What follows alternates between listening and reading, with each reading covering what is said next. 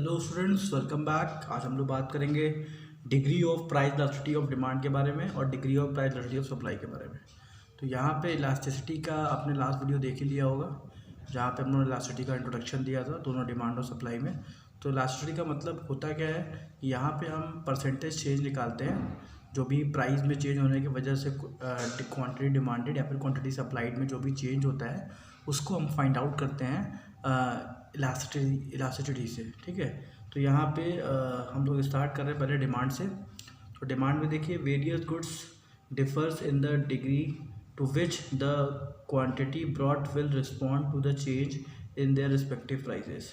In this case of some goods, the quantity brought responds very little or not to the price change। इसका मतलब क्या हुआ कि अलग अलग तरीके के गुड्स का अलग अलग बिहेवियर होता है। ठीक है, कुछ गुड्स होते हैं जिसमें आपको दिखेगा कि थोड़ा मोड़ा चेंज होता है, लिटिल होगा या फिर नो चेंज होगा। ठीक है, या फिर थोड़ा ज़्यादा चेंज होगा। मतलब प्राइस का जब चेंज होता है तो गुड्स पे अलग अलग इफेक्ट पड़ता है। ठीक है, तो ऐसे गुड जो बहुत ज़्यादा इम्पॉर्टेंट है, प्राइस कितना भी बढ़ जाए लेकिन उसका डिमांड बना रहता है, और जो लग्जरी आइटम है उसके डिमांड कम हो जाते हैं। ठीक है, तो ऐसे गुड्स के नेचर के हिसाब से इलास्टिसिटी जो है वो रिएक्ट करता है। ठीक है, तो ये हमारा पहला पॉइंट है, और यही सेम चीज़ सप्लाई में भी लिखना है कि यहाँ पे भी सप्लाई जो होता है, यहाँ पे भी जो गुड्स होता है उसके नेचर के हिसाब से सप्लाई रिस्पॉन्ड करता है।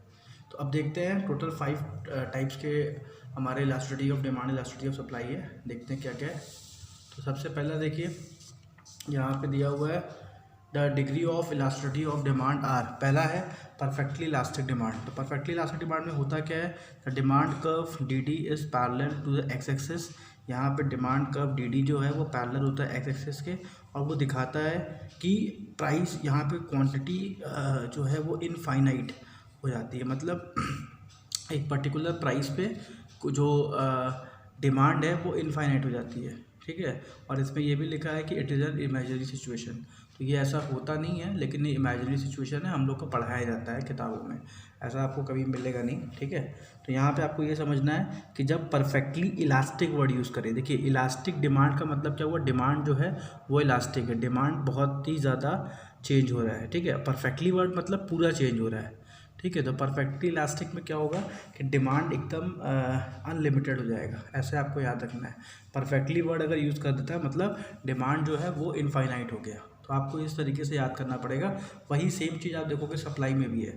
सप्लाई में देखिए क्या है, perfectly elastic supply when at a particular level the price seller are willing to supply infinite amount of goods.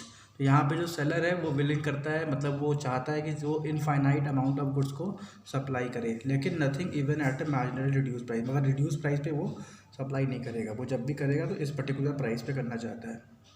तो इन दोनों ही केस में आप देखोगे यहाँ पे डिमांड इनफाइनाइट है और यहाँ पे सप्लाई इनफाइनाइट है। तो आपको कैसे याद होगा, ये याद होगा कि परफेक्टली वर्ड अगर यूज़ करता है तो उस कंडीशन पे जो भी हमारा डिमांड और सप्लाई है वो हमारा इनफाइनाइट हो जाएगा। ठीक है, तो यहाँ पे दोनों ही आप देखो डायग्राम एक जैसा बना हुआ है, केवल यहाँ पे डी डी लिखा हुआ है और एस एस लिखा हुआ है। ठीक है, और एक चीज़ आपको इसमें ये भी लिखना है कि ये पैरेलल होता है एक्स एक्सिस के। तो यहाँ पे आपको एग्ज़ाम में ज़रूर लिखेगा कि ये एक्स एक्सिस के पैरेलल होता है। ठीक है, तो इसमें आपको नंबर्स पूरे मिल जाएंगे। और देखिए कितना ईजी है, अगर आप दोनों कंपेयर करके पढ़ते हैं तो आपको कन्फ्यूज़न भी ख़त्म हो गया, या आपको समझ में आ गया कि चाहे डिमांड का हो चाहे सप्लाई का हो, अगर परफेक्टली वर्ड यूज़ कर रहा है तो हमें demand is equal to infinite दिखाना है और supply is equal to infinite दिखाना है, और दोनों में सेम एक जैसा फिगर बनना है। बस खाली यहाँ पे एस लिख देना है और यहाँ पे डी लिख देना है। आइए अब नेक्स्ट देखते हैं, नेक्स्ट पॉइंट। नेक्स्ट हमारा है परफेक्टली इनइलास्टिक डिमांड। तो परफेक्टली इनइलास्टिक डिमांड में देखिए क्या है, a demand curve showing perfectly inelastic demand would be vertical curve parallel to the y-axis. DD curve shows that the demand always remain OD where the price is OP और OP1। तो यहाँ पे price देखिए OP है, OP1 है, price में change होता है लेकिन डिमांड हमारा एकदम ज़ीरो, डिमांड एक जगह पे रुक जाता है। ठीक है, तो परफेक्टली इन इलास्टिक, पहले इलास्टिक था, इलास्टिक में डिमांड अनलिमिटेड हो गया था, लेकिन जब परफेक्टली इन इलास्टिक वर्ड आपके साथ इन जुड़ गया मतलब अब यहाँ पे रुकावट बन गया, तो ये एक दीवार की तरह एक रुकावट बन के खड़ा हो जाएगा। ठीक है, वही सेम चीज़ आप देखोगे सप्लाई में भी आपको दिखेगा। देखिए when the quantity supply does not change at all, price change, it is known as perfectly inelastic supply. अब यहाँ पे देखिए ये दीवार की तरह खड़ा होगा, यहाँ पे प्राइस जो आप सप्लाई है वो थोड़ा भी सप्लाई नहीं होगा, ठीक है। प्राइस कितना भी चेंज हो जाए, सप्लाई यहाँ पे एकदम फिक्स हो जाता है, ठीक है। तो यहाँ पे आपको समझना है ED इज इक्वल टू 0 है और ES इज इक्वल टू 0 है, दोनों ही जगह पे सप्लाई हमारा नहीं हो रहा है। तो ये हो गया हमारा परफेक्टली इन इलास्टिक में, ठीक है। तो आप कंफ्यूज मत होइएगा, परफेक्टली इलास्टिक होगा तो अगर ये यहाँ इन हटा दें, खाली परफेक्टली इलास्टिक देखें तो परफेक्टली इलास्टिक का मतलब क्या हुआ, वहाँ पे सप्लाई अनलिमिटेड, यहाँ पे इन इलास्टिक कर देंगे, इन हटा देंगे, खाली इलास्टिक कर देंगे तो यहाँ पे जो आपका डिमांड है वो अनलिमिटेड हो जाएगा, ठीक है। और जैसे ही आप इन लगा देते हो तो डिमांड यहाँ पे एकदम खड़ा हो जाता है दीवार की तरह, ठीक है। प्राइस कितना भी चेंज हो, डिमांड चेंज नहीं होगा। यहाँ पे भी सेम वही चीज़ होता है कि प्राइस कितना भी चेंज हो जाए, सप्लाई चेंज नहीं होता है। तो बहुत ही सिंपल तरीका है समझने का, अगर आप इस तरीके से समझ लेते हैं तो आपको एग्ज़ाम में दिक्कत नहीं होगी, ठीक है। अब आते हैं नेक्स्ट कंडीशन, ये हमारा यूनिटरी इलास्टिक डिमांड और यूनिटरी इलास्टिक सप्लाई। तो आप देखिए यूनिटरी का मतलब क्या होता है, ED इज इक्वल टू 1। तो ED इज इक्वल टू 1 में क्या होता है, जितना चेंज प्राइस में होता है उतना चेंज क्वांटिटी में होता है, ठीक है। तो यहाँ पे लॉ ऑफ डिमांड, यहाँ लॉ ऑफ सप्लाई काम करेगा, यहाँ लॉ ऑफ डिमांड, यहाँ law of supply. Law of demand में आप दिखा रहे हो कि देखिए प्राइस जो है वो 20% गिरा और जो हमारा डिमांड था वो 20% बढ़ गया, ठीक है। तो प्राइस कम हुआ, डिमांड बढ़ गया, तो 20% कम हुआ, 20% बढ़ गया, तो ये यूनिटरी है। कुछ भी यहाँ हल्का फुल्का भी चेंज होता तो वो यूनिटरी से बाहर हो जाता। वही चीज़ यहाँ पे भी दिखा रहा है कि प्राइस हमारा 20% बढ़ा तो सप्लाई हमारा 20% बढ़ गया। यहाँ पे सिंपल तरीके से आपको इस तरीके से दिखाना है। हो सकता है आपके बुक में ऐसा नहीं दिया हो, लेकिन आप ऐसे बनाएंगे तो एग्जामिनर आपको अच्छे मार्क्स भी देगा। तो सेम इसी कर्व को आप एग्ज़ाम में बनाइए, ठीक है। अब देखिए क्या लिखा है, पढ़ लेते हैं। When the proportionate change in the quantity demanded and the proportionate change in the price are equal, it is termed as the unitary elastic demand. मतलब जब दोनों ही तरफ प्राइस में और क्वांटिटी में प्रोपोर्शनेट चेंज होता है तो उस कंडीशन पे हम उसको यूनिटरी इलास्टिक कहते हैं। कहीं कहीं यूनिट इलास्टिक भी लिख के आता है, जैसे यहाँ पे देखिए मैंने लिख दिया है यूनिट इलास्टिक ऑफ सप्लाई। तो यहाँ पे भी सेम चीज़ लिखा है, जब proportionate change the quantity supplied is equal to proportionate change in the price. मतलब क्वांटिटी और प्राइस में जब प्रोपोर्शनेट चेंज होता है तो वहाँ पे हमारा यूनिट इलास्टिक ऑफ सप्लाई होता है। तो आपको ये याद रखना है कि यूनिट वर्ड जब भी यूज़ करेगा तो वहाँ पे प्रोपोर्शनेट चेंज दिखाना है, दोनों इक्वल दिखाना है, प्राइस भी क्वांटिटी भी। यहाँ पे भी देखिए प्राइस भी इक्वल है, क्वांटिटी भी इक्वल है।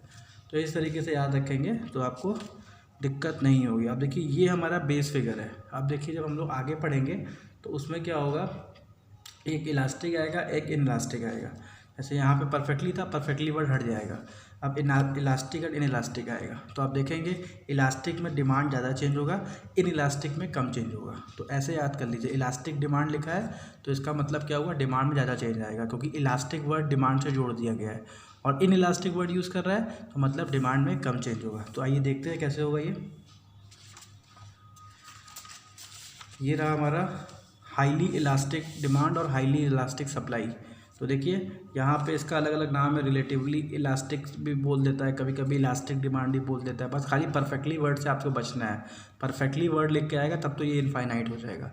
अगर परफेक्टली वर्ड लिख के नहीं आ रहा है, रिलेटिवली वर्ड यूज़ कर रहा है, हाईली वर्ड यूज़ कर रहा है और इलास्टिक यूज़ कर रहा है, तब आपको ध्यान रखना है कि ये अलग चीज़ है, ठीक है। तो यहाँ पे देखिए इलास्टिक डिमांड है और यहाँ पे इलास्टिक सप्लाई है, तो दोनों में डिमांड और सप्लाई को प्रमोट किया जा रहा है। तो देखिए हम लोग यहाँ पे प्रमोट कर दिया, देखिए प्राइस कम हुआ लेकिन हमने 10% प्राइस में कम हुआ, लेकिन क्वांटिटी डिमांडेड जो हमने चेंज दिखाया है वो 20% दिखाया है। तो इस तरीके से आप फिगर भी बनाएंगे कि 10% प्राइस कम हुआ, क्वांटिटी डिमांडेड 20 होगा। अगर यही 10 और यहाँ 10 होता तो यूनिटरी हो जाता, लेकिन यहाँ पे क्या है, हाईली इलास्टिक है, इलास्टिक डिमांड है। तो इलास्टिक में क्या होगा, अगर प्राइस 10% है तो क्वांटिटी 20% होगा, 30% होगा, लेकिन ये इससे ज़्यादा ही रहेगा, ठीक है। आप 15% भी लिख सकते हैं, तो जो आपको सही लगे।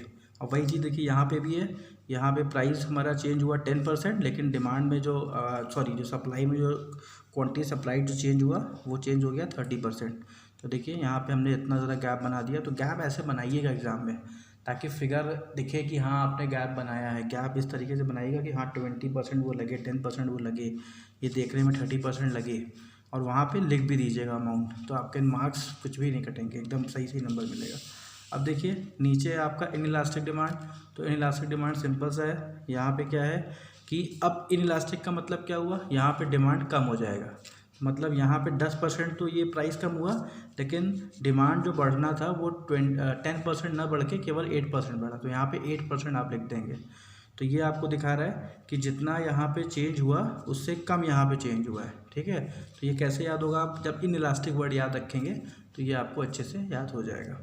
अब देखिए उसके बाद है इन इलास्टिक सप्लाई में क्या है, यहाँ पे देखिए प्राइस में 45% चेंज आया है, लेकिन क्वांटिटी डिमांडेड में जो चेंज आया है वो 30% आया है। तो कर्व देखिए थोड़ा सा इधर बन गया, ऊपर वाला कर्व देखिए और ये वाला कर्व देखिए, ये वाला कर्व थोड़ा सा फ्लैट है और ये वाला कर्व थोड़ा सा ऊपर की तरफ है। तो इस सब चीज़ों को आपको ध्यान रखना होगा कि कर्व जब आप बनाओगे तो इस तरीके से आपका कर्व बनना चाहिए। ये थोड़ा सा फ्लैटर कर्व बनता है, ये थोड़ा सा ऊपर की तरफ कर्व बनता है। तो अगर आप सही फिगर लेके बनाओगे, जैसे यहाँ पे 30 लिया और यहाँ पे 45 ले लिया, तो फिगर्स अगर आपके सही रहेंगे तो ऑटोमेटिक आपका कर्व अच्छा बनेगा। और यहाँ पे आपको लिखना पड़ेगा ES इज़ स्मॉलर देन 1, और यहाँ पे आपको लिखना पड़ेगा ES इज़ ग्रेटर देन 1, ठीक है। ये इसका स्क्रीनशॉट आप लोग ले लीजिए और इस तरीके से आप प्रैक्टिस करिए इसका कर्व का, ताकि आपको परफेक्टली तरीके से ये याद हो जाए, ठीक है। और बहुत ही अच्छे तरीके से इसको डिज़ाइन किया गया है ताकि आपको लर्न करने में इजी हो, ठीक है। स्क्रीनशॉट लेते जाइए और इसके, या फिर अगर आप लिख सकते हैं तो पॉज करके आप लिख लीजिए, ज़्यादा अच्छा रहेगा आपके लिए। और फिर से इसको स्क्रीन पर रख दे रहा हूँ, स्क्रीनशॉट आप ले लीजिए एक बार।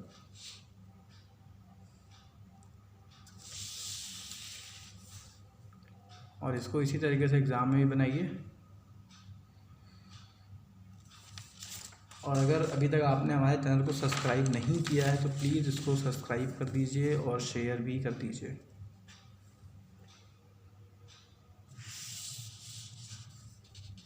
तो thank you students for watching, हमारे चैनल को प्लीज़ सब्सक्राइब और शेयर करिए। Thank you.